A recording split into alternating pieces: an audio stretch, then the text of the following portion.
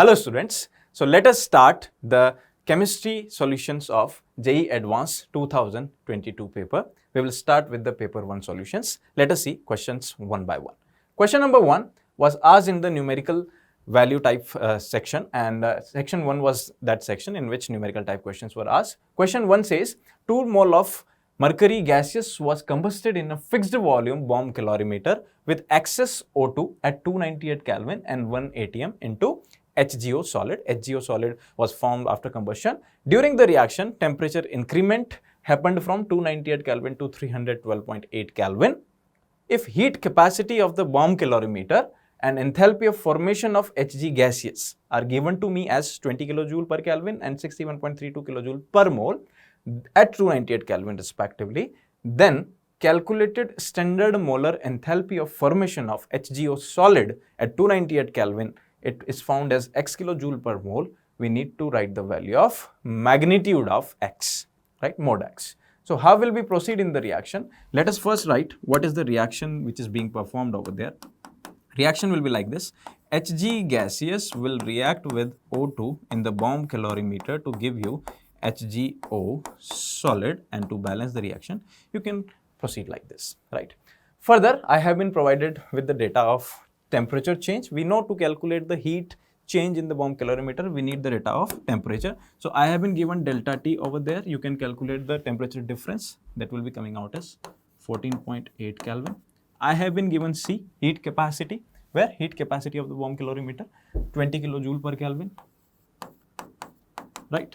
And I have also been given delta H formation of what? Hg gaseous. What is it? Delta H formation of Hg gaseous 61.32 kilojoule per mole. 61.32 kilojoule per mole. Now, question is asking what? Question is asking that what will be enthalpy of formation of HGO solid if enthalpy of formation of Hg gaseous is given to you. Look at the reaction carefully. You will get the hint that how will we solve this. If you will pay attention, I need to calculate its enthalpy of formation. I have been given enthalpy of formation of Hg gaseous.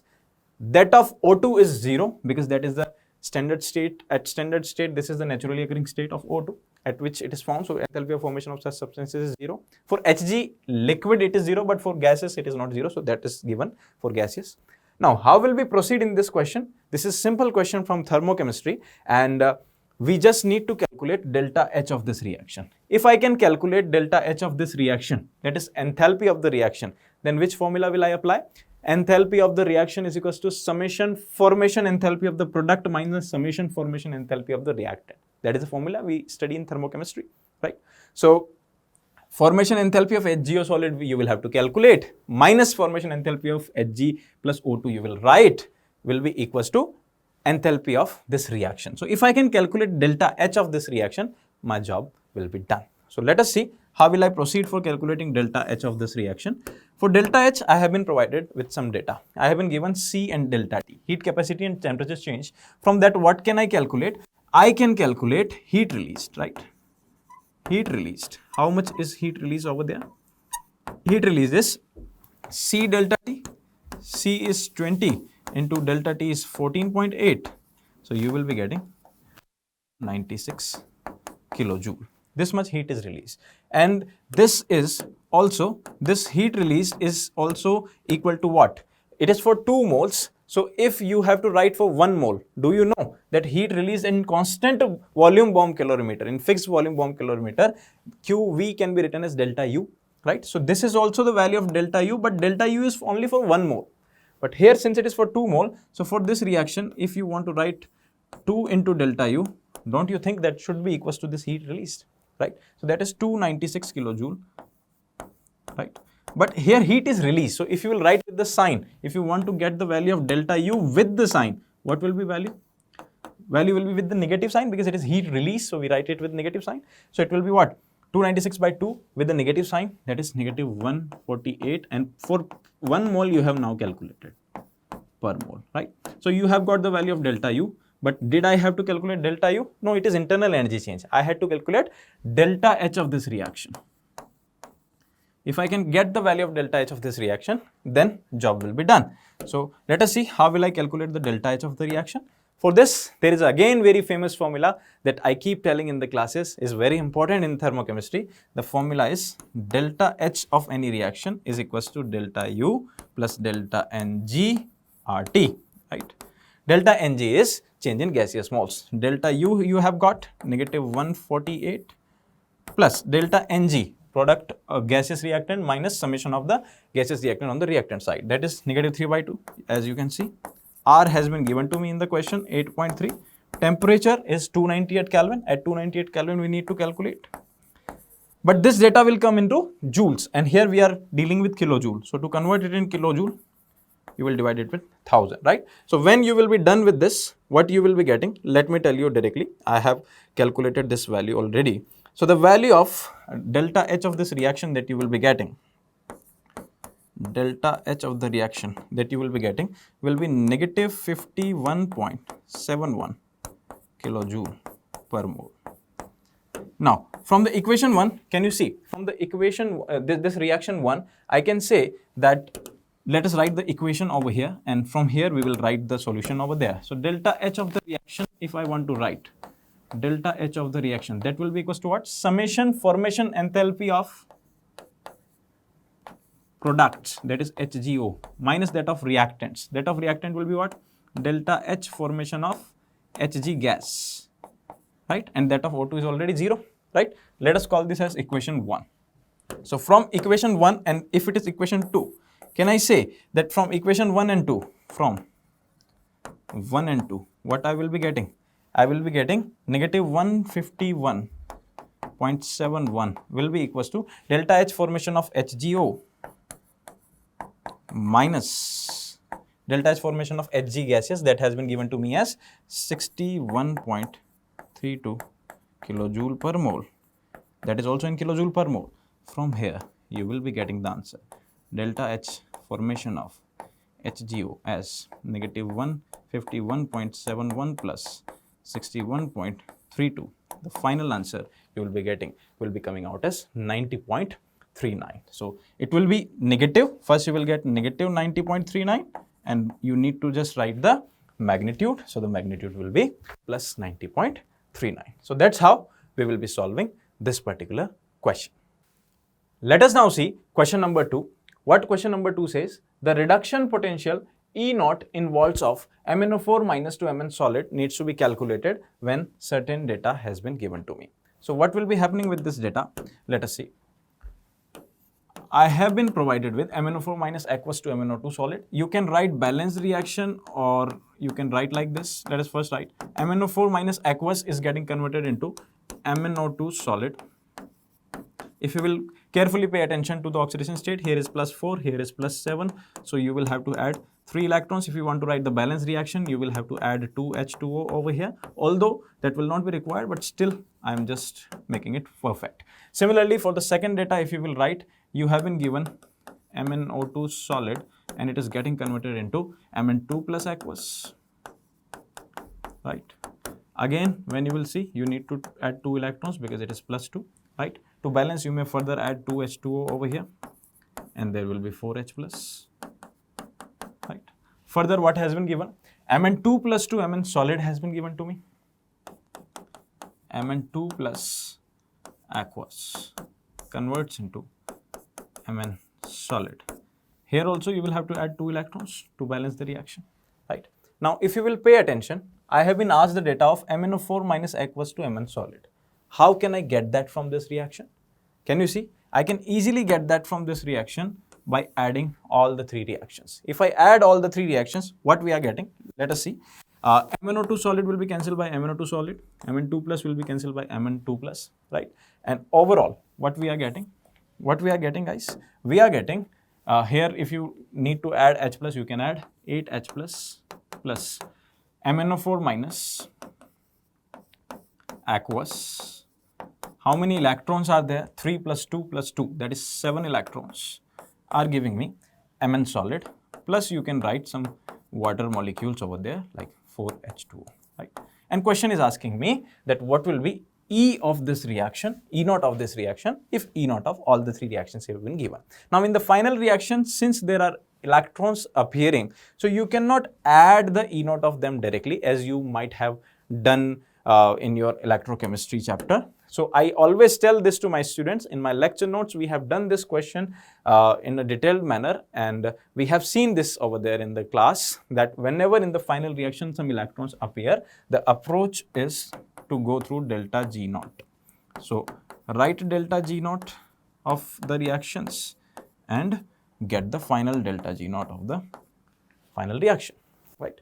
So how will I get this? For delta G naught, you can simply add the delta G naught data. So what will you do? Delta G naught, that is final, will be equals to delta G1, G naught 1 plus delta G naught 2 plus delta G naught 3, right? Now, if you will use negative NFE, delta G is equals to negative NFE, that the famous equation that we use in electrochemistry. If you will use that, then what you will be getting? You will be getting here, F will be cancelled throughout, and here N is what? For the final reaction, it is 7 electrons. So you will write 7 into E naught of the final reaction should be equals to, what will come next? It will be equals to delta G naught 1, that is E naught of the first reaction, that will be 1.68 into N is what? N value you can see 3 electrons for the first reaction, right? So it will be 3 plus for the second reaction, how many electrons are there? 2. So 2 into E naught, that is 1.21 into 2, right? And for the final reaction, you will write how many electrons are there? There are 2 electrons, and E naught is what? Negative 1.03. So negative 1.03 into 2 electrons. From here, you can easily get the data of E naught over there. The data of E naught that you will be calculating, I have calculated that, and the value will be coming out equal to 0.77. So that is your answer to this particular question. I hope this question is crystal clear to you. Let us now see question number 3. Question says, a solution is prepared by mixing 0.01 mole each of H2CO3, NaHCO3, Na2CO3 and NaOH in 100 ml of water. pH of the solution needs to be calculated. Now, if you will look carefully at this question, you will find pKa1, pKa2 of H2CO3 are given, and something is also there. What is also there? Pay attention carefully. I have been given the data of log 2, right? How will I proceed with this reaction? I will write H2CO3 first. I will write the dissociation of H2CO3. How will I write? We will write this like this: H plus aqueous plus HCO3 minus aqueous, right? So it will be dissociating, and I have been given that initially how much moles of this has been taken? 0.01 mole each of H2CO3, NaHCO3 have been taken. So this should have been dissociating like this, right? But you know there is a strong base which has been taken, that is NaOH. So since NaOH has been taken, that will first consume all the H plus coming from the dissociation, first dissociation of H2CO3. So the first reaction that you will have will be resultant of this reaction plus reaction of NaOH with this. So what you will write? NaOH will basically consume all this, and the overall reaction that you should be writing will be what? The overall reaction will be H2CO3 plus NaOH. Just consider the first dissociation and give it all the H plus, give all the H plus to OH minus. So what you will be getting? NaHCO3 plus H2O, right? Now, NaOH is 0.01 mole that we have taken. So how will it go ahead? You have taken 0.01 mole. Initially, H2CO3 is also 0.01 mole. Finally, complete H2CO3 will be gone into what? It will be gone into NaHCO3, that is 0.01 mole, and 0.01 mole water will be formed from this, right? A strong base will be consuming all the available H plus first through the first dissociation, right? Now, what else has been given to me in the question? Na2CO3 is again there in the solution, and also NaHCO3 was also there in the solution, which was 0.01 mole. So 0.01 mole has come from the reaction of NaOH with H2CO3, and 0.01 mole is already added by us, right? Here 0.01 mole each of NaHCO3 and Na2CO3 have been added. So what I will write? Hence total NaHCO3, hence total NaHCO3 in the solution will be what?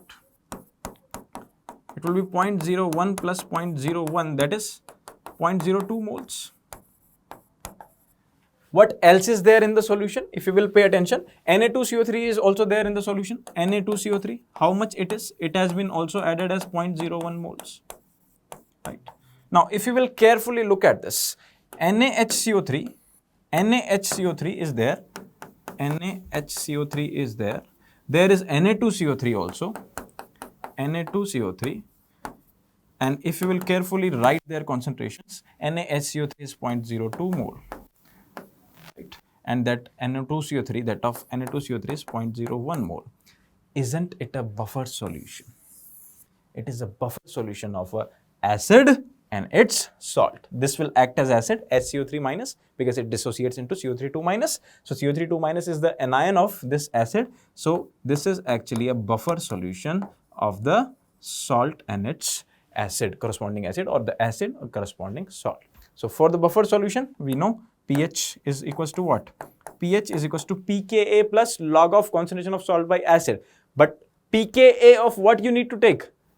The acid that is there, right? So acid is what right now? NaHCO3. So you will write pKa1 or pKa2 out of the given data. pKa2. pKa2 belongs to NaHCO3. So you will write pKa2 plus log concentration of salt, that is Na2CO3 divided by that of base. Basically here you need to write the concentration of CO3 minus, right? So you can directly write CO3 minus divided by acid, that is HCO3 minus. Further, when you will solve this, pH will come out as what? pKa2, that has been given to me as 10.32 plus log concentration of salt, that is CO3 minus, that is 0.01 mole by 100 ml. You can write that in liters, but here since volume will come in the denominator of this also, in this also, so volume will be cancelled, right? And you can directly write in terms of moles 0.01 by 0.02, and this can further be written as 10.32 minus log 2. Log 2 has been given as 0.3, so answer will be coming out as 10.02. So that is your final answer to this question. I hope we all are crystal clear with the solution. Now let us see question number 4. What the question says: the treatment of an aqueous solution of 3.74 gram of copper NO3 whole twice with excess Ki results in a brown solution along with the formation of a precipitate. Passing H2S through this brown solution gives another precipitate X, and the amount of X in gram it is asking. This question is from salt analysis, or it is also called as qualitative analysis if you have performed, and it is a simple reaction which is involved into this. If you will write treatment of aqueous solution of this 3.74 gram of copper over there. So if you will see over here, copper 2 plus is the ion which will be reacting, and what you have treated it with? You have treated it with Ki. So what gets formed in this reaction? Cu2 I2 gets formed, and along with this I3 minus ions get formed in this reaction. Further, what it is saying, this is a brown solution, this will be PPT, and this will be over there in the solution. So what further it is saying, this brown solution is further passed, H2S has been passed through this brown solution. So passing H2S through this brown solution gives another PPT. So what must be happening? From the solution only this will be reacting, PPT does not react, right? So I3 minus will basically be reacting with H2S, and it further gives you a PPT. What PPT it must be? It must be sulfur, right? Sulfur will be coming over there. It gets oxidized from 2 minus to 0. So sulfur plus H plus ions will be there, plus I minus. I3 minus gets converted into I minus over here. So if you want to balance these reactions, then you can balance. Here what you will write to balance the copper? 2 over here. To balance the iodide ions, you can write 5 over there. Basically, here some iodine will be there. I2 plus I minus makes I3 minus, right? So this is basically balancing of iodine atom. Similarly, here you can balance. How will you balance over here? I3 is there, and if you want to balance, write 3 over here. Similarly, if you want to balance hydrogen, you will write 2, and your reaction is balanced, right? Now, what the question is asking, why we needed balancing? Because question is asking the amount of X in gram. First of all, you need to find out what is X. X is your sulfur. This is X that it is fine, say at the ending, the PPT that has been formed. and it is asking amount of sulfur. So it is very simple. First, what you had been given in the data, you had been given some amount of copper nitrate, right? So what will be the moles? Moles of CuNO3 whole twice will be 3.74 by molar mass. When you will calculate it, you will get it as 0.02 moles. Okay, I have calculated it, so you may directly see it, but you can also cross verify it. So here will be 0.02 moles of it. Write them. 0.02 moles you have taken. Through stoichiometry, you can see 2 moles give us 1 mole of this compound. So 0.02 will give you 0.01 mole of this compound. So because of that, 0.01 will also come in this reaction. And if 0.01 has reacted, then it will be producing what? 0.01 mole of sulfur. So 0.01 mole of sulfur has been produced. If you need to write the mass of that sulfur, mass of 0.01 mole sulfur, how much it will be? 0.01 into molar mass of sulfur, that has been given to me as 32. So the final answer to this question that you will get will be 0.32 gram. I hope we all are crystal clear with this solution also. So answer is 0.32 gram. Now let's start with me this one question. But first read with me. Dissolving 1.24 gram of white phosphorus in boiling sodium hydroxide solution in an inert atmosphere gives a gas Q. The amount of copper sulfate in gram required to completely consume the gas Q is now, and this one is the given data for this one question. And start this question with me. This one is a white phosphorus. We have P4. It is a phosphorus is reacting with sodium hydroxide, and there is a water, and finally what we obtain, phosphine is a gas, and this one is the next product, NaH2PO2, and this one is the complete balance reaction, my dear student. This one is the complete balance reaction which we have. So from the balance equation, I want to say 1 mole of P4 is giving 1 mole of phosphine, right? But from the question, we have only 1.24 gram of white phosphorus. So what is the mole of phosphorus? Now let's calculate the moles of phosphorus. So in this question or through question, the moles of phosphorus we have, students, equal to the moles of phosphorus which we have given mass 1.24 gram, and the molar mass of phosphorus is 31 multiplied by 4. So finally we have 0.01 mole of white phosphorus which we have, right? So from the 1 mole of phosphorus, we have 1 mole of phosphine. So from the 0.01 mole of P4, students, we have only 0.01 mole of phosphine. Now this phosphine is reacting with CuSO4 and gets converted into Cu3P2, right? And H2SO4 is there, and H2SO4 is there, and this one is the complete balance reaction, right? This one is the complete balance reaction we have. So from the balance reaction, we can say 2 mole of phosphine reacting with 3 moles of copper sulfate, but right now we have only 0.01 mole of phosphine. So this one 0.01 mole of phosphine is giving 3/2 multiplied by 0.01 mole of copper sulfate we have. So this one is nothing but the moles of copper sulfate. Now with the help of moles of copper sulfate, we can calculate the amount of copper sulfate which utilized in this reaction. Now let's calculate amount of copper sulfate. Amount of copper sulfate which we have, moles of copper sulfate 3/2 multiplied by 0.01 and multiplied by the molar mass of copper sulfate which is 159.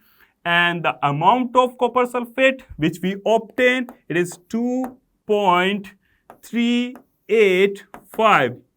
Or we can write like this, and this question is something later to round off. So finally we obtain 2.38, or we can obtain 2.39 gram of copper sulfate, and these are nothing but our answer. Clear this one? Now let's move on to next question and read with me this one question. Consider the following reaction. So we have this one reactant is reacting with Br2 in the presence of red phosphorus, and we have R as a major product. So on estimation of bromine in 1 gram of R using Carey's method, the amount of AgR formed in a gram is, and this one is the data, right? Now let's talk about this one reactant. So we have this one reactant, and this reactant is reacting with bromine Br2 in the presence of red phosphorus. So finally this compound gets converted into this one compound, and this is the major product of this one reaction. So this compound is containing 2 bromine atoms. So finally we have our organic compound. When we heat this organic compound with fuming nitric acid and in the presence of AgBr, so find not AgBr, AgNO3, finally we obtain AgBr. So all Br atoms we will find in AgBr. So now let's calculate the amount of AgBr is formed from this one Carey's method. Now let's observe, students. So we have this one compound we have over here, students. We have this one compound. So this one compound, now let's observe the moles of this one compound. So 1 mole of this one compound is containing, 1 mole of this one compound is containing 2 moles of Br, right? But according to question, we have 1 gram of this one compound. So the mole of this one R compound, the mole of R, which we have 1 by, what is the molar mass of this one compound? The molecular weight or molecular mass of this one compound, the molecular weight, let's talk about their molecular weight. We have molecular weight of this compound is 250 gram per mole. So the moles of R we have 1 upon given mass divided by molar mass. So we have moles of R right now. So what are the moles of Br atom? So the moles of Br atom, we have 2 divided by 250. Why, students? Why? Because 1 mole of R is containing 2 moles of Br. So 1 by 250 moles of R is containing 2 by 250 moles of Br. So from this one compound, there is a formation of AgBr, and there are the formation of AgBr. So now let's observe the formation of moles of AgBr. So all Br atoms gets converted into AgBr. So that's why 1 mole of this compound is giving 2 moles of AgBr. So now let's calculate the amount of AgBr.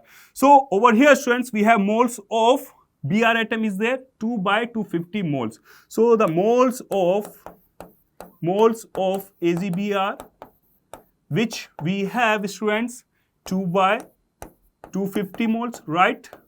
So finally we have moles of AgBr. So now let's calculate the amount of AgBr, amounts of AgBr. So the moles of AgBr is there, 2 divided by 250 and multiply by the molar mass of AgBr, and the molar mass of AgBr is 188. So finally we obtain 1.5 gram of AgBr, and this one is our final answer. Clear? Now let's move on to next question. Now we have this one question. The weight percentage of hydrogen in Q formed in the following reaction sequence is, and again we have this one given data for this reaction and for this equation, right?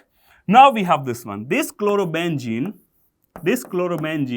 is reacting with sodium hydroxide, and we have such temperature and such pressure. So this chlorobenzene, when it reacts with sodium hydroxide and with such temperature and pressure, it gets converted into sodium phenoxide, and this one is our first product, right? Now let's talk about this second reaction.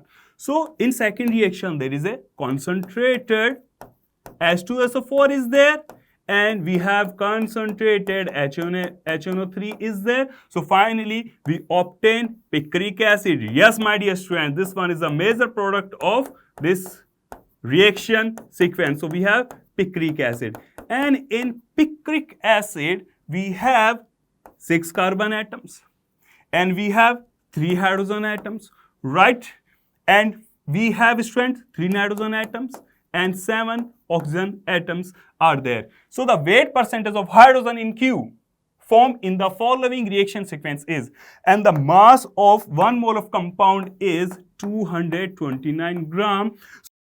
So we have mass percent of hydrogen.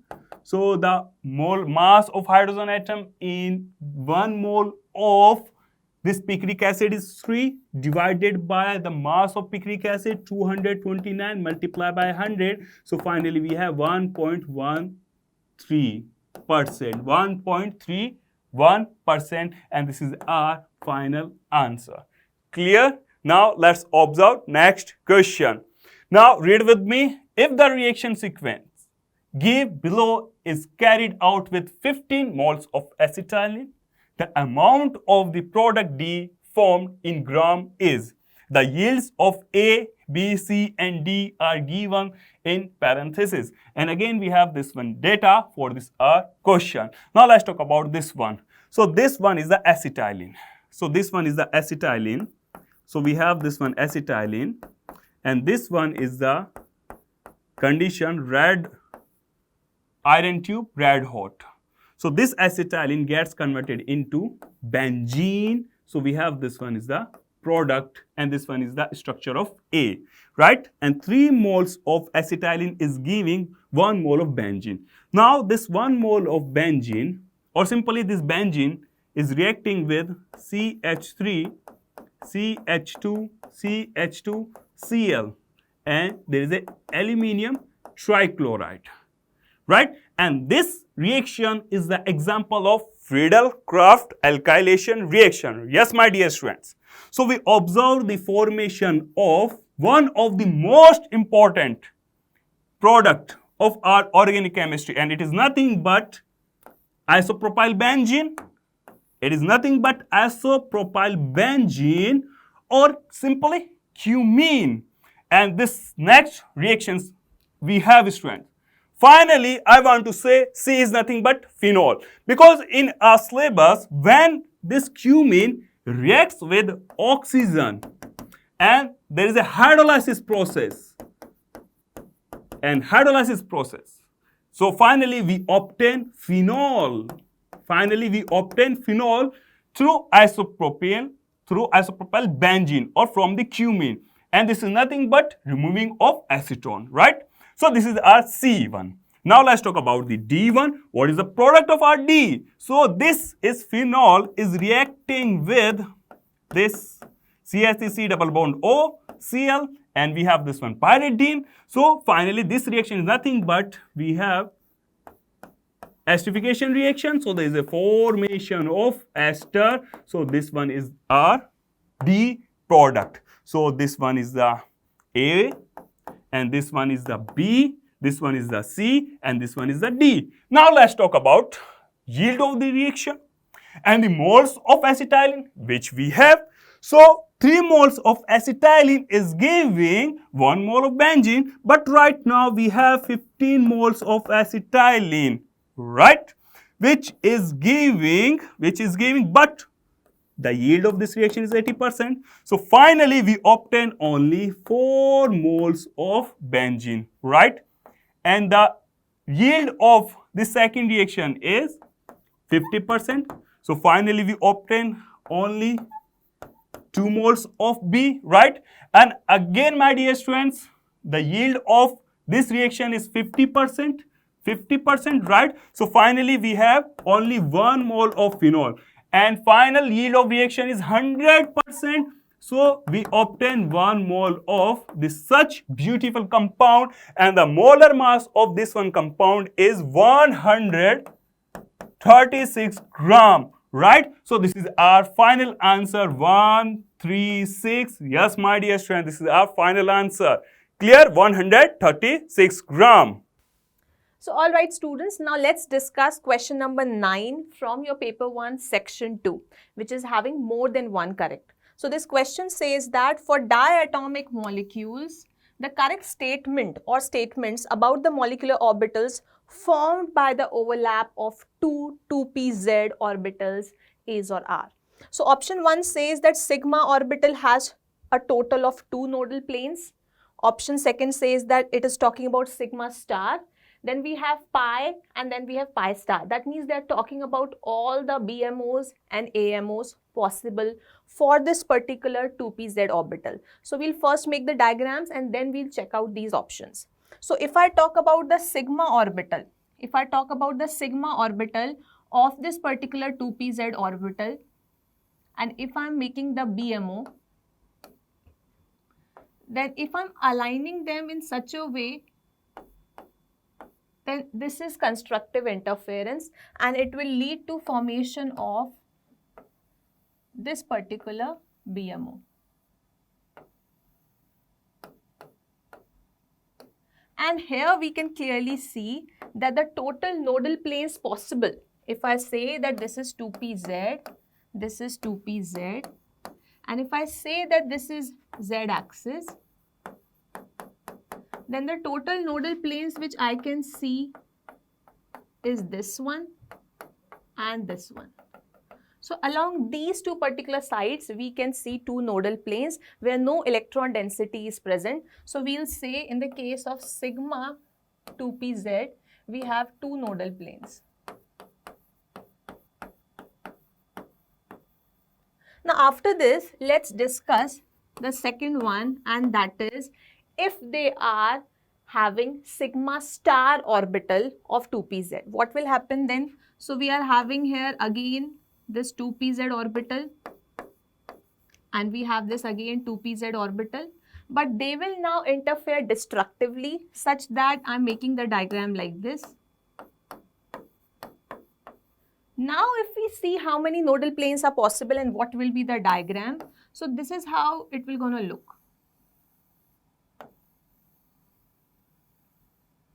So positive, negative and negative, positive.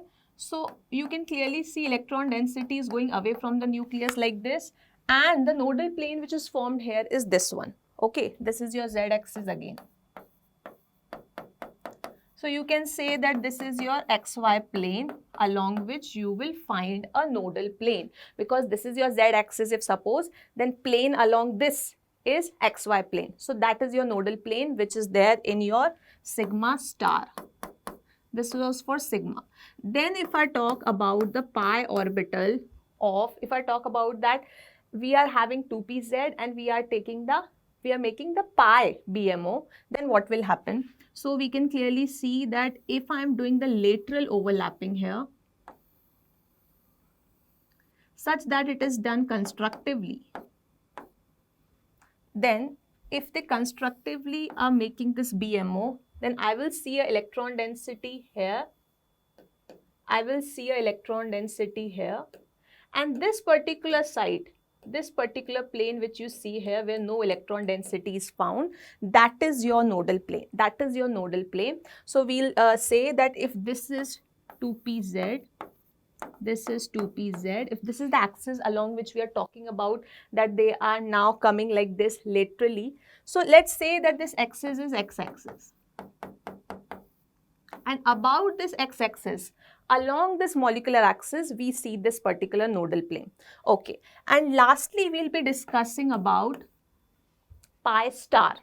So if I talk about the pi star, that is AMO of 2pz, then I'll be again making these 2pz orbitals and they'll be doing destructive interference. Positive, negative, negative, positive. And now what you will see, that when they do this destructive interference, then this kind of structure is formed. Positive, negative, negative, positive, and if you clearly see, we can clearly see two nodal planes. So we clearly see that there are two nodal planes which are possible.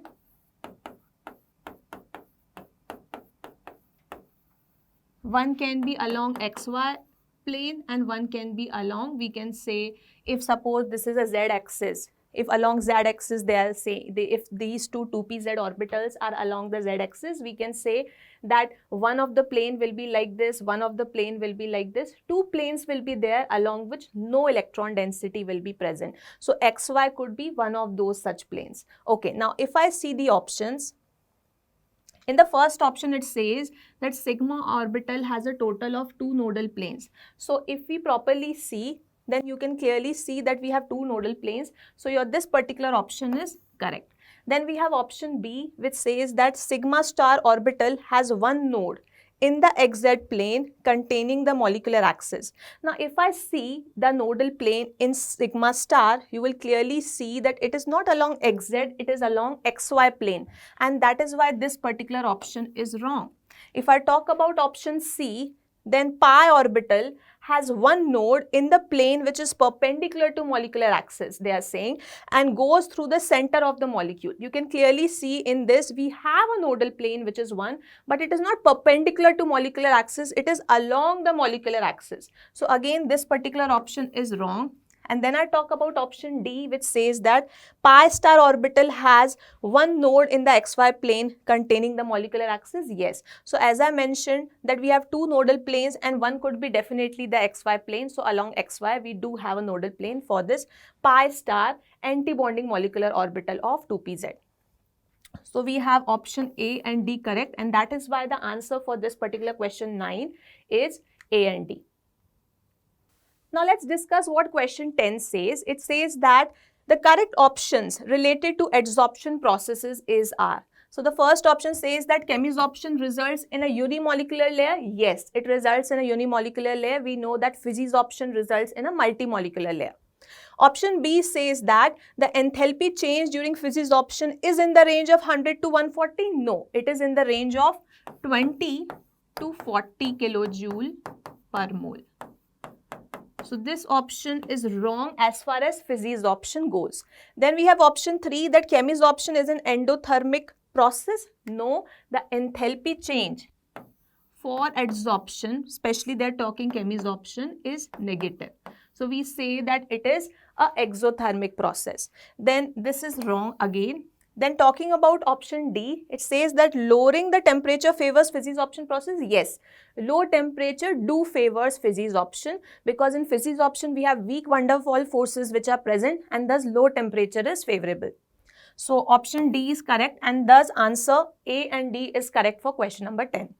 Now let's discuss question 11. It says that the electrochemical extraction of aluminium from bauxite ore involves which of the following processes? So the first option says that the reaction of Al2O3 with coke at a temperature is greater than 2500 degrees Celsius. So this reaction, basically, if you see of reaction of Al2O3 with coke, it is not a feasible reaction at such a high temperature considering the economic feasibility. First point. Secondly, even if this process happens at such a high temperature, then there are chances that once Al2O3 is reduced to aluminium, it again reacts with the excess of coke which we have to generate carbide formation. Carbide can be like Al4C3. So that therefore this particular option is not feasible during the extraction of aluminium from bauxite. Talking about option B, the neutralization of aluminate solution by passing carbon dioxide to precipitate hydrated alumina. Yes, this process happens during this leaching process, where what happens is we are having they are saying that the neutralization of aluminate ion they are talking about. So since they are talking about the neutralization of aluminate ion, we have NaAlOH whole 4 aqueous, and when you neutralize it with carbon dioxide, which is a gas, what happens is you get a precipitate of hydrated alumina. So you get a precipitate of hydrated alumina, which is Al2O3.3 water, which is solid, and along with that you get sodium bicarbonate, which is aqueous.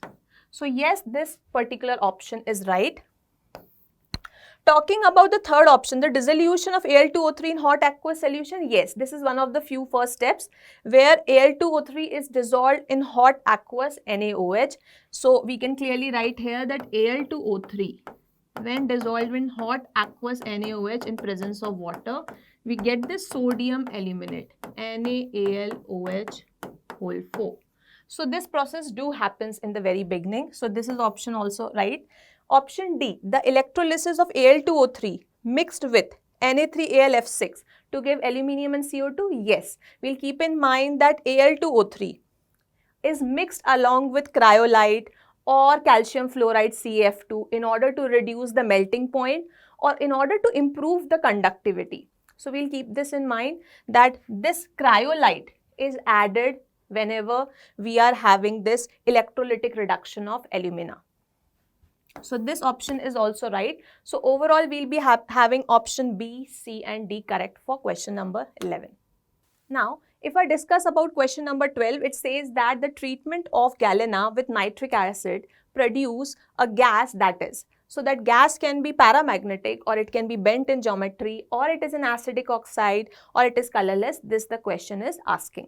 So if we see the reaction between the two, so PBS, which is a sulfide ore of lead, when it is treated with nitric acid, the reaction which you get from this, the product which we are getting is lead nitrate plus the gas which is nitric oxide plus water plus sulfur. This is the product which you get during this reaction. So if I balance, we have 3 here, we have 3, 8 I'll put here.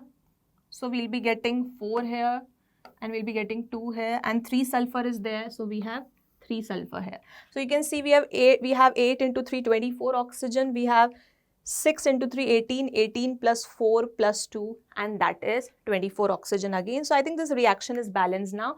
Now our focus is on this particular gas which is NO. We clearly know that this oxide of nitrogen is paramagnetic because it is having odd electron. It is an odd electron species. If we see, is it bent in geometry? No, it is a 2-atom gas and it is linear in nature. We have an acidic oxide. No, NO is a neutral oxide. And is it colorless? Yes, it is colorless. So it is colorless. It is not an acidic oxide. It is having paramagnetic behavior because of odd electron. And is it bent in geometry? No, it is linear in nature. So the answer for this particular question will be A and D. Okay, students. Now here if you look at this question, it's an organic chemistry question, students, right? So let us see what is the question and then discuss the options and come to the correct right solution, right, students? So here we can see that considering the reaction sequence given below, the correct statement is or are. That means this is a question where the options can be one right or more than one answer can be correct. Okay, students? So for this reaction sequence, now if you look at the chemical reaction that is given to you, is propanoic acid. Now this propanoic acid, when it's treated with bromine in the presence of red phosphorus and hydrolysis takes place. We know that acid in the presence of bromine and red phosphorus will undergo a very important name reaction. And what is that important name reaction? Yes, students, it is Helvoland-Zelensky's reaction. We know that the alpha carbon atom, the alpha hydrogen atom will be replaced by a bromine atom. Yes, so you will get substitution of bromine at the alpha carbon. So you will get a bromopropanoic acid as your product P, right? So your product P is identified to be bromopropanoic acid, right, students? Therefore, that product P which is obtained is then treated with a phthalimide, that is potassium phthalimide is treated, and then it is treated with second sodium hydroxide, and then third step is hydrolysis to give you the product Q. Along with Q you are going to get a dicarboxylic acid. Okay, students? Now let us go through the options. Okay, option A says that P can be reduced to a primary alcohol using sodium borohydrate. P obtained was what I told you. P obtained was your bromopropanoic acid. Can it be reduced to primary alcohol using sodium borohydrate? No, you cannot use sodium borohydrate to reduce it. So that means option A is incorrect itself. Immediately you can decide option A is incorrect. Let us move to option B. it says that treating P with concentrated ammonium hydroxide solution followed by acidification gives you the product Q. Okay, let us see this when I discuss the solution with the reaction, students. Option C says what? Treating Q with a solution of sodium nitrite NaNO2 in aqueous HCl liberates nitrogen gas. And option D says P is more acidic than propanoic acid. Right, students? So let us understand the solution one after the other. Okay, students, please pay attention. Now here you can see that option B, C, D is true. I just told you that option A is incorrect. That means it says that B, C, D is true. Let us prove this, students, with the following solution that is given to you. We see that propanoic acid, when first treated with red phosphorus and bromine, and then hydrolysis gives you the bromopropanoic acid. Yes, this bromopropanoic acid is then treated with the phthalimide and then treated second with sodium hydroxide, and then hydrolysis gives you the product Q. Yes, P is your bromopropanoic acid, Q is you are having the amino acid. Yes, you have the NH2 group at the alpha carbon. So we say that is alpha aminopropanoic acid, right? That Q, along with that you got the dicarboxylic acid. Okay, students, fine. Now, with this solution, you can see that Q is further treated with NaNO2 and HCl to liberate nitrogen gas. Here we see that the NH2 group, when treated with NaNO2 and HCl, will get converted to the OH group. Okay, this reaction very nicely explains to you that nitrogen gas is liberated. Okay, then it says that product P, which is obtained over here on treatment with ammonium hydroxide and then acidification, gives you Q again. And yes, we can see that Q is formed again. Right, students? And then the next option says that this product, that is product Q, is more acidic than propanoic acid. It is more acidic than propanoic acid. We know that substitution of bromine is an electron withdrawing group. Minus I effect increases, acidic character increases. So therefore, these options are all right. Okay, students? So now let us understand option B, C and D, how they are correct. Okay. Treating P with concentrated ammonium hydroxide solution followed by acidification gives you Q. Now Q obtained was what? Q obtained was an amino acid. We have seen that. That is alpha aminopropanoic acid, which was obtained. That P on treating with concentrated ammonium hydroxide solution followed by acidification gives you that Q, and I've shown you the reaction for the same also. Right? Option C is also right. Treating Q with a solution of sodium nitrate in aqueous HCl liberates nitrogen gas. That reaction also we have seen, students. Okay, so that is option C is also correct. Next, moving to understand option D. P is more acidic than propanoic acid. Yes, P, because bromine is present, is more acidic than propanoic acid. So therefore, we conclude that all these stepwise reactions prove that option B, C, D are right. For this question, which is the option right, B, C, D, A is incorrect. Is it clear, students? Fine, I hope you've understood. The solution is in front of you. You can go through the solution very nicely. You can check for yourselves. Okay, students, now let us understand the solution for question number 14 from paper 1 of chemistry, JEE Advanced 2022. Yes, look at this question given to you. Now the question is there. It says, consider the following reaction sequence. Again, it's an organic chemistry reaction where you have the nitro group attached and the methyl group attached, right? So you can say that it is para-nitrotoluene. Okay, this reactant is made to react with different reagents and different products are obtained over there. In this, the reagents are P, R and U are the reagents, whereas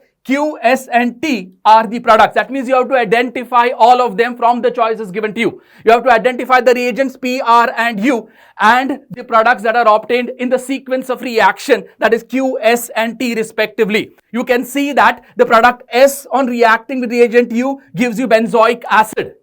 Okay, students, now we have to substitute from the choices. We have to find out which is the best possible substitution and which will come to the right answer. Here we can see that the correct options given to you is or are. If you go to option A, if you see in option A, if I substitute the reagent P, that is H2 in palladium and ethanol, that is reduction is going to take place over there. That means NO2 is going to get converted to what? It's going to get converted to NH2, right? It's going to get converted to NH2. But that option P, the reagent P in option A, H2 palladium will convert NO2 group to NH2 2. Yes, agreed. But if you see in option B also, P is SN and HCl. You can carry out the reduction of the nitro group by using SN and HCl, tin and hydrochloric acid. So we have studied, yes, in the chapter of amines that NO2 group is converted to NH2. So therefore, if you see that option A and option B, the reagent P is correct. That means your product Q will be what? Product Q will get, you'll get an NH2 group attached in place of NO2 to the benzene ring carrying the methyl group. Okay, now let us further understand what is R.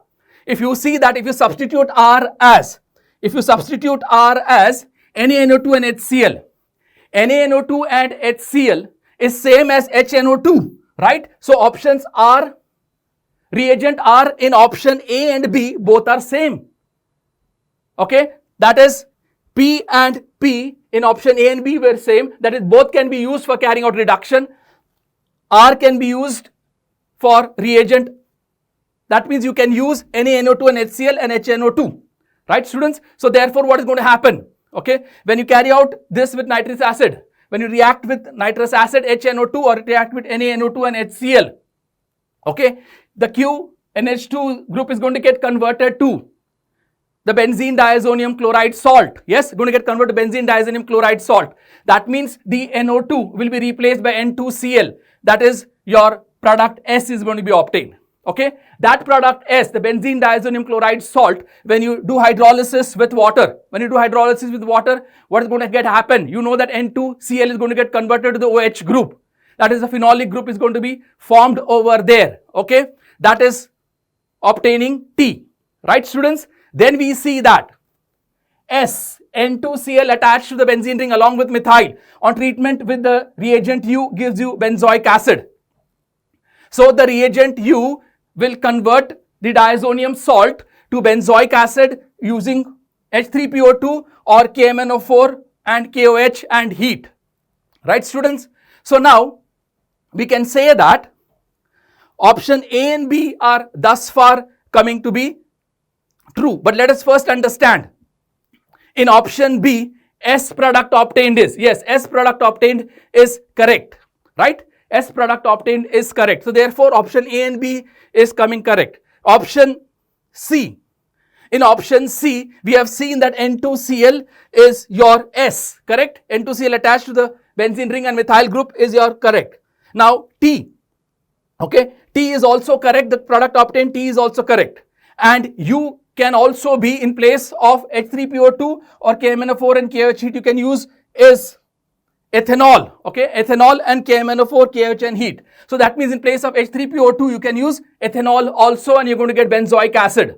So thus far, students, orally, if you look at this reaction, you can do this orally also if you're very well thorough with the practice, right, students? Here you can see that option A, B, C is supporting this particular sequence of reaction corresponding to the respective reagents as well as the products. Let us go to understand what is option D saying.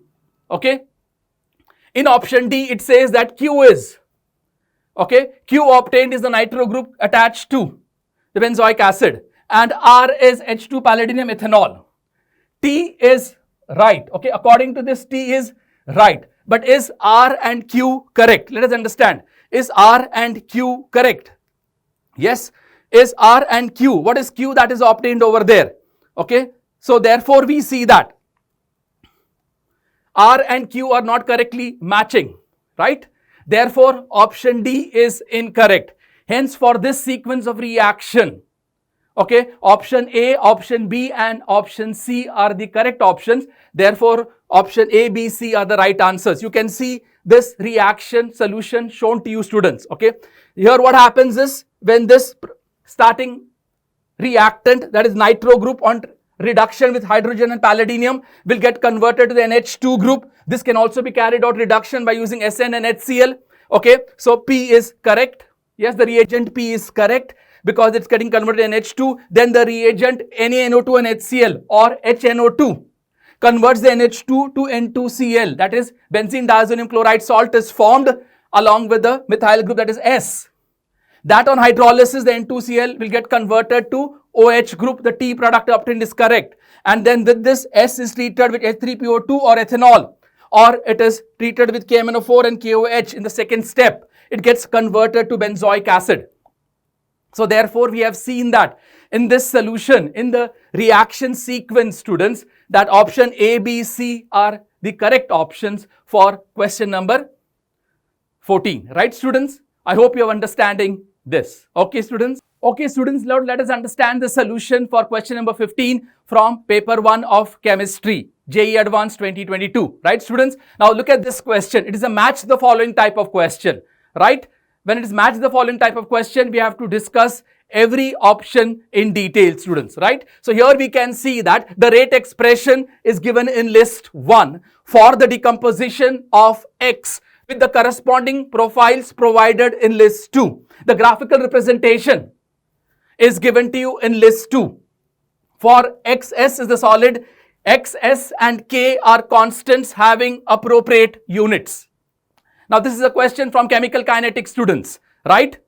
This can be based on first order or zero order rate equations. Let us understand, students, if you look at the rate equation given to you in list 1, in option 1 it says that rate is equal to K into concentration of X divided by XS into concentration of solid. XS stands for X of solid, right, students? Concentration of X is over there. Now this rate reaction is under all possible initial concentration of X. This is true for all possible initial concentrations of X. Now if you look at second option, in second option the rate equation given to you is rate is equal to K into concentration of X, right, divided by XS into concentration of X. But this is where initial concentration of X are much less than XS. When the initial concentration of X is much less than XS, that means that concentration becomes constant. Therefore, we can say that the rate of the reaction is equal to K into concentration of X. That means it obeys first order kinetics. Right, students? So this option will say that it obeys first order rate equation. Okay. Then we go to the further options that is given to you. In option 3, it says that rate is equal to K into concentration of X divided by XS into concentration of X, where initial concentration of X are much higher than XS. When the concentration of X is much higher than that of XS, what happens to the rate expression? The rate of the reaction will be equal to K, that is equal to rate constant. When rate is equal to rate constant, that means it obeys zero order kinetics or zero order reaction. Right, students? So from this, we are able to conclude that option 2 proves that it obeys first order kinetics. Option 3 proves that it obeys zero order kinetics. Whereas option 4 says what? Option 4 says that rate is equal to K concentration of X square divided by XS plus concentration of X, where initial concentration of X is much higher than that of XS. When X is much higher than that of XS, again we'll see that on simplification of this, you'll get rate is equal to K into concentration of X. That means again it will obey what? It will obey first order kinetics, rate equation kinetics. Right, students? Now let us move to understand. Okay, we'll go back and understand, students, the list 2, where you can see the graphical representation. Here you have a graph of half-life versus initial concentration of X. You can see that as the initial concentration of X is increasing, the half-life is increasing. That means showing a straight line. Right, students? Therefore, you can say that, okay, P will be obeying, the P graph will be obeying the rate expression for 1. Okay, then we can say that Q, look at the Q graph. If you look at the Q graph, it says that it is again half-life versus initial concentration. That means the half-life is constant with initial concentration. Therefore, because it is initial concentration, under all initial possible concentration, when it is all initial possible concentration, that means it is also obeying zero order kinetics. It is also obeying first order kinetics. That means the rate equation with respect to all possible initial concentration, you can say that it will obey both rate equation, that is first order as well as zero order. So you can say that graph P and graph Q corresponds to or can be the options, probability of the options matching with 1.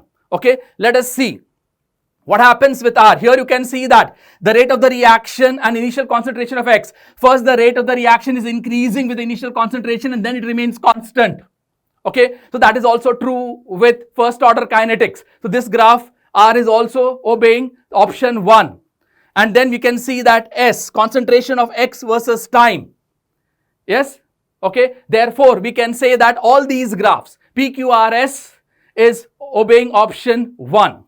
But now if you go to option 2, to understand option 2, 3 and 4, students, let us go into the solution.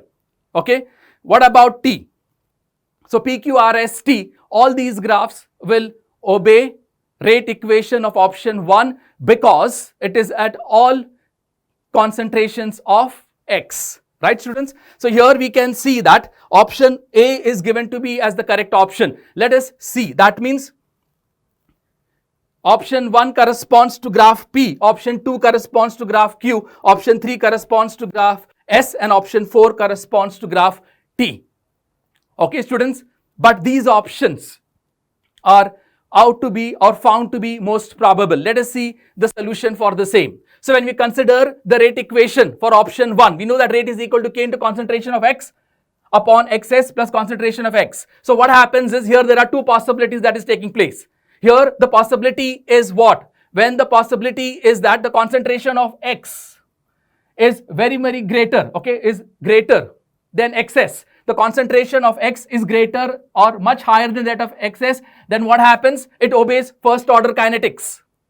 But when the concentration of X is very much less than XS, then it will obey zero order kinetics. Therefore, this option can correspond to all the choices PQRST, right, students? Because the graphs are matching for first order as well as zero order kinetics. Therefore, you come to the understanding, students, when concentration of X goes to infinity, okay, when concentration of X goes to infinity, the rate is equal to K, that the order of the reaction is 0. Therefore, finally, we can conclude that option 1 corresponds to graphs R and P. Yes, corresponds to graph R and P.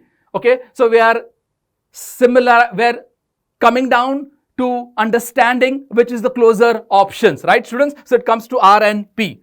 If you talk about option 2, in option 2, we have seen that the concentration of X is much lesser than XS. When the concentration of X is much less than XS, then the rate of the reaction only depends upon K into concentration of X. That means it obeys first order kinetics. And when it obeys first order kinetics, the graphs which obeys first order kinetics from the matching corresponds to graphs Q and T. Okay. Next, we can see that option 3 says what? When the concentration of X is much greater than that of XS, then the rate of the reaction is equal to the rate constant K. Therefore, it obeys zero order kinetics. And hence, the rate expression of option 3 corresponds to graphs P and S respectively. Therefore, students, when you come to option 4 says that the rate of the reaction is equal to K into concentration of X square divided by X solid plus concentration of X. Here concentration of X is much higher than XS. Therefore, the rate of the reaction is equal to K into concentration of X. Therefore, it obeys first order kinetics. Hence, this option 4 corresponds to graphs Q and T. Hence, students, when you simplify this and try to match the following from the choices given below, you can see that option A is the most closest matching or the correct matching for this type of question. Hence, students, the correct option is option A. I have explained this in very short, students. Actually, the solution is very long. You have to carry out integration. You have to carry out integration of the rate expressions and then decide. But students, in short, I have explained to you how you can solve this JEE Advanced question if your concepts are very clear. Right, students? So, hello student, let's do question number 16 of your section 3 and paper 1. So, what's given in the question? So, we are given with two lists, list number 1 and list number 2.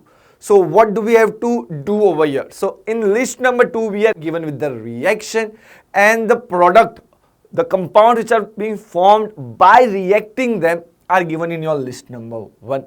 So, what do we have to do? Match each compound in list 1 with its formation reaction in the list 2 and choose the correct option. For this, your correct option will be D, but let's see how. So, firstly, we are going to react your MgHCO3 twice plus CaOH twice. So, how actually your answer will look? So, over here, we are reacting our MgHCO3 twice plus CaOH twice. the product which will be formed will be MgOH. MgOH twice plus Ca, and when it is going to react with this, the product which will be formed will be your CaCO3 plus H2O. Now the only thing which is left in this reaction is the balancing. So you can see and check by yourself whether I have balanced it correctly or not. As you can see, the reaction is balanced perfectly. Now let's see the columns which is given. So for this, the product which is forming is this and this. So I can mark this part. So in case of second and fourth, the matches with your list 2 is your option P. Now let's see the second reaction, which is your BaO2 plus H2SO4. This is the first one. The second one is BaO2 plus H2SO4. When we are going to react them, what is the product which will be formed? In this case, the product which will be formed will be your H2 with O2. So there will be H2O2 plus BaSO4. This with this, so the product will be formed will be BaSO4. As you can see, this H2 and H2 are forming. This H2 and O2 is making one compound, and this Ba and SO4 is making one compound. So over here, let's match this. So if you are going to match this, what will be your answer? In this case, only this is given. So your option in case of your first list, or you can say first option, is matched with your Q. Now let's see the third reaction, which is CaOH twice plus MgCl2. Your Ca, it was CaOH twice, OH twice plus MgCl2. In this case, if you are going to make the product, first make the product with Mg and OH. So your product form will be MgOH twice plus then your Ca and Cl. So the product again is CaCl2. Now let's match this with the option. So in this case, what are the product which are formed? In this case, MgOH twice is given. Let me take different pen. MgOH twice is given, and this is also forming with R. The second was CaCl2. This is not given in the option. So your option 2 matches with P and R. Let's see the fourth reaction, which is BaO2 plus HCl. BaO2 plus HCl. BaO2 plus HCl. In this case, if you want to form the product, first Ba will be reacted with Cl, or it will form the compound. So over here, the product which is formed is BaCl2 plus this H and O. So the product which will be formed in this case will be H2O2. Let's see the option in our list 1 and list 2. Over here, there is BaCl2. So we can simply say your S is going to produce your BaCl2. But there was one more option, which was H2O2. So this is also produced. So from S, you are getting H2O2 and BaCl2. Now let's see the last reaction, which is CaHCO3 twice plus CaOH. What will be your product in this case? This is very interesting. So in this case, how actually you are going to react this? This was CaHCO3 twice. Again, there was a calcium, but with hydroxide, CaOH twice. The product in this case will be formed will be CaCO3. As we have already studied this in the class, CaCO3 plus H2O. Now the only thing left in the last reaction is the balancing. And how actually are going to balance this? Over here you can see there are 2 calcium. So we'll write 2 over here. And the water, the hydrogen is also like over here 2 hydrogen, and over here also 2. So 4 hydrogen. So over here we have to write 2. Now everything is balanced, you can see. So in the case of last, CaCO3 and H2O is produced. In case of last, what's the product which is formed? So over here, in case of fourth, in case of your T, what's the product which is forming? The product which is forming is your CaCO3, this one. So now we have to directly, and H2O is not given, so the product is not formed. So we have to directly match every option and we will get our answer. So first, one gives us Q, T, T and Q. Let's see. First give us Q and S. It is not giving us T. So the only option which are left with us is your A and D. So as we know, D will be the answer. Let's check the second. For second, P and R is given. So by only matching with your second, we can get our answer. So for second, we can see it is giving us P, R in this case. So only two options are there in case of 2. Either it can be P or it can be R. So second, P and R. So now also I cannot decide. So that's why I'm going to see the third part.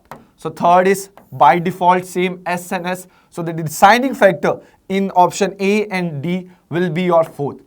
Over here fourth is given as R and over here it is given as P.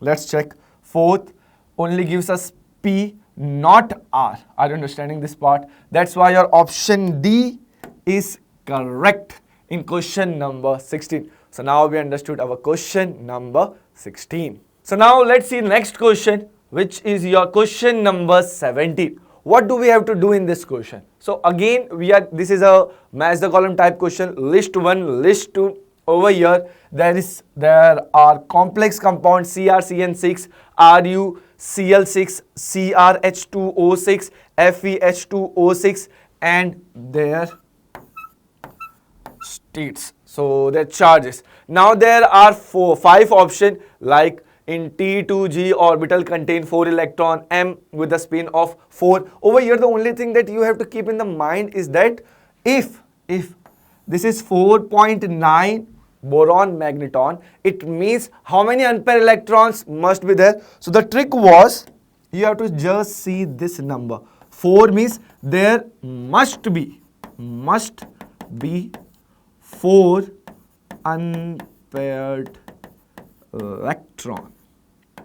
In this case, there must be 4 unpaired electrons. If there are 4 unpaired electrons, so now this question is easy. To find the spin only or the magnetic moment, we have to just see your unpaired electron. If there are 4 unpaired electrons, then yes, this option will be true for that case. The next, the low spin complex, we already know what is that. And metal ion in 4 plus oxidation state. So we have to check which of the following is going to show your plus 4 oxidation state. For that, let's do postmortem on each and every compound which are given in your list 1. So there are few options also. We will see this option, but for now you can see the answer will be A. But we will verify how actually we are getting our option A as correct. Now let's directly see the compound. The first one was CrCN6, and what was the charge given over here? It is 4, this is 4 minus,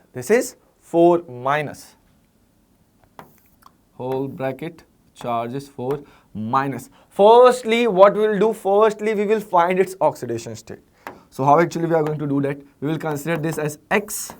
This will be minus 6 is equal to minus 4. In this case, your oxidation state for your chromium will be X is equal to plus 2. There was one option with plus 4. So this is not correct for that. Now let's directly write its electronic configuration to find low spin complex or high spin complex, which will be our compound. So to do so, what we are going to do? Firstly, this is Cr plus 2. You can write this is plus 2. Now its electronic configuration will be Ar. First of all, there is one more thing which is given. How many electrons are there? In case of krypton, if you don't remember, there are 24 electrons. But plus 2 means there will be 2 electrons which will be removed. So if we are going to write this electronic configuration, 18 electrons will be over here. There are 24. So now we have to just paste the 4 electron. So 3d and 4s. but the electrons from the S will be removed. So only 4 electrons are left in the outermost shell, which will be in your D, 3D. Now this is important. So over here, this is Cn. This is Cn. So if I write there splitting, so let's write. This will be your T2G and this will be your Eg in this case. This is your Eg. So I want to place 4 electron. How actually your electron will be placed in this case? So over here you have to see there are 4 electron in D, but over here there is a ligand which is joined is Cn, which we know is a strong. So over here your delta O will be greater than pairing energy. If this is greater, it means the electron cannot jump to Eg. So all the 4 electron will be placed over here. 1, 2, 3, 4. How many unpaired electron? Only 2 unpaired electrons are there. There are 2 unpaired electrons. So all the parts, and what will be the spin in this case? This will be low spin complex. This will be low spin complex. So now let's see the option which are given to us. So over here, if you will directly check, T2G orbital contain 4 electron. Yes, your T2G contain 4 electron because the 4th electron couldn't jump to Eg because of the pairing energy was less. So in case of 1, the option which are correct is your P. Second, Q, over here I told you if 4.9 means 4 unpaired electron, but over here there are only 2 unpaired electron, so Q is not answer. Let's see your R, low spin. Yes, R is the answer. Now S, metal, like over here we saw the oxidation state of the central metal atom was +2, so S is also not correct. And D, 4 species. Yes, in the D there were only 4 electron, so your option T is also correct. So for your 1, this is PRT. Now let's see whether we can find this. So option A, R and T. So there should be PRT. So over here there is only PR, but there is P missing. So sir, this option is correct or wrong? So over here they have given us the option which might be correct. So yes, this will be correct because for 1, this was P, as you can see, this was PRT. Yes, your option 1 is also correct because over here they are just giving the options which might be right. Yes, your for 1 R and T are right, for 1 R and S. So this is not your option. Why? Because in case of 1, S is not answer. So C, P and R. So yes, this might be correct. And for D, Q and T. Q is not correct. So your option B and D are eliminated. So now let's see the next option, which is RuCl6. I think so it is RuCl6. Let's see next. RuCl6 charge to minus. For first, let's find this, what you can say, oxidation state, or this, let's take this as X. This will be -6 is equal to -2. In this case, if you will solve, your oxidation state will be +4. Yes, one option was +4 given to us. In this case, first of all, this is chlorine. So over here, if you will see, if I am going to place the electron, how actually I am going to place them. So this is a very important question. Just see what is going to happen in this case. So over here, what will happen? So if I am going to draw this,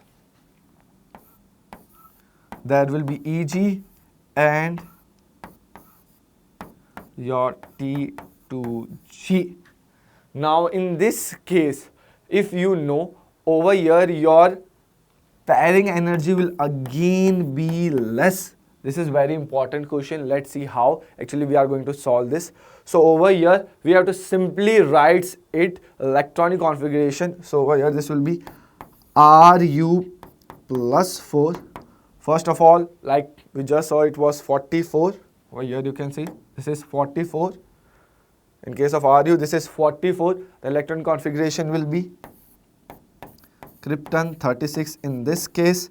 4 electrons are removed. So I have to just place 4 electron. So there will be 4d4 and 5s0. Now I have to place a 4 electron. In this case, your pairing energy is less, but the jumping energy is greater. That's why all the electrons will be in your T2G only. So over here you can write, like over here also you can write 0 electron in EG, 4 electron over here, same 0 electron over here, 4 electron over here, 1, 2, 3 and 4th. So this is the gap, which is your delta O or delta naught. So now we are just going to match the option for your second part. So in this case, your first option, which was T2G orbital contained 4 electron, yes, this is correct.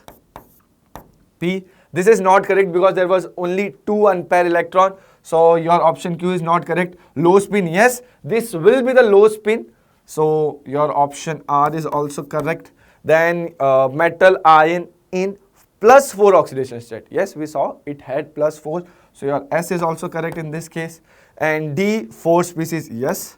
So now except Q, all the options are correct. So let's see, is there any Q option? Q, Q, Q and Q. So by second also we cannot decide. So let's see the third example, which is your CrH2O 6 whole bracket 2 plus. So let's see directly the next part, which is your CrH2O.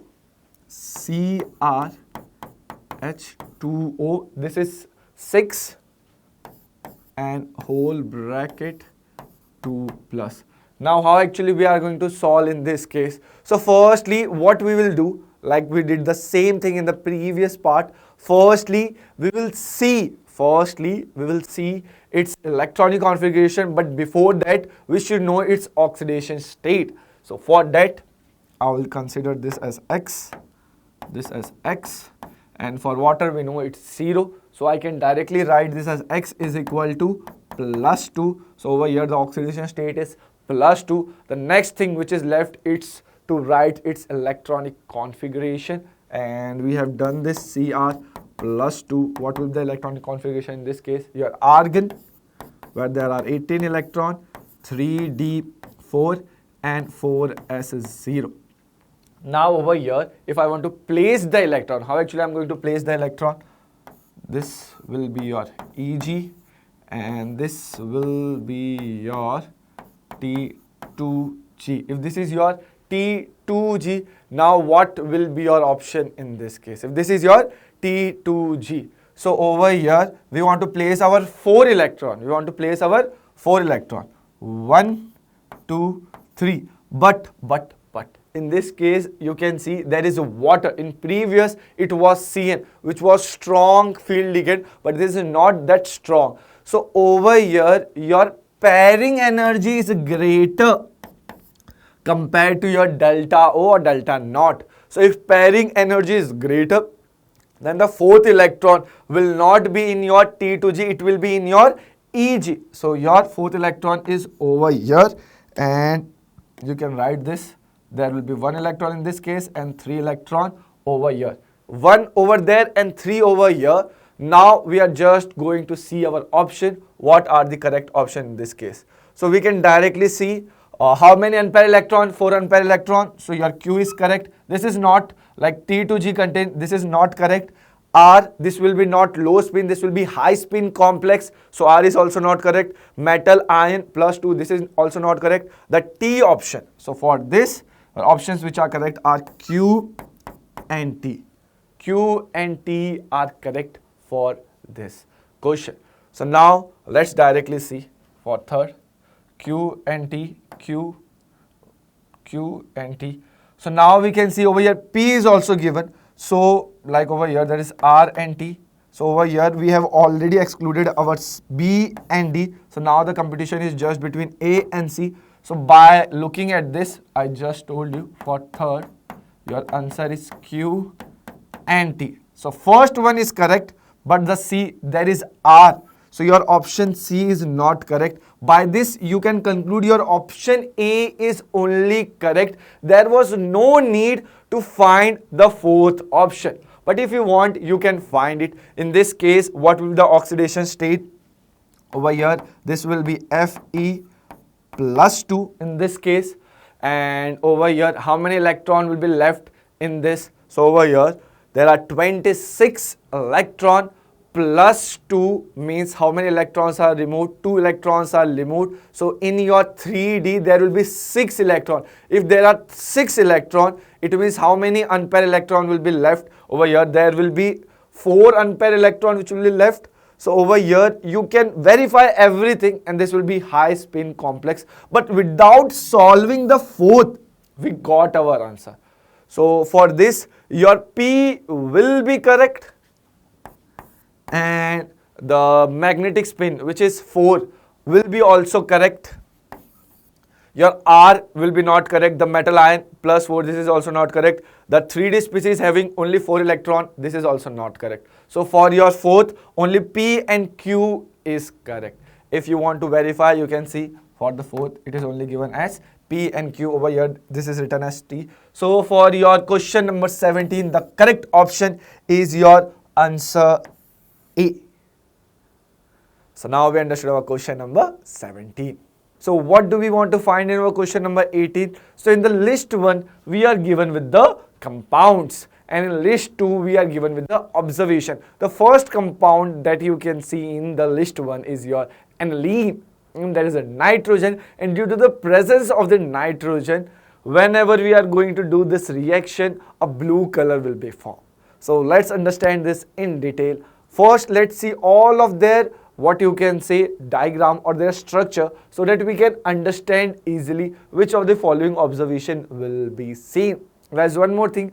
Whenever there is aniline, there is one option like S. The compound react with bromine water to give a precipitate, white precipitate. So over here, the correct answer for your aniline will be your P and S. Why P and S? Because P, due to the presence of the nitrogen in the aniline, over here we will see blue color.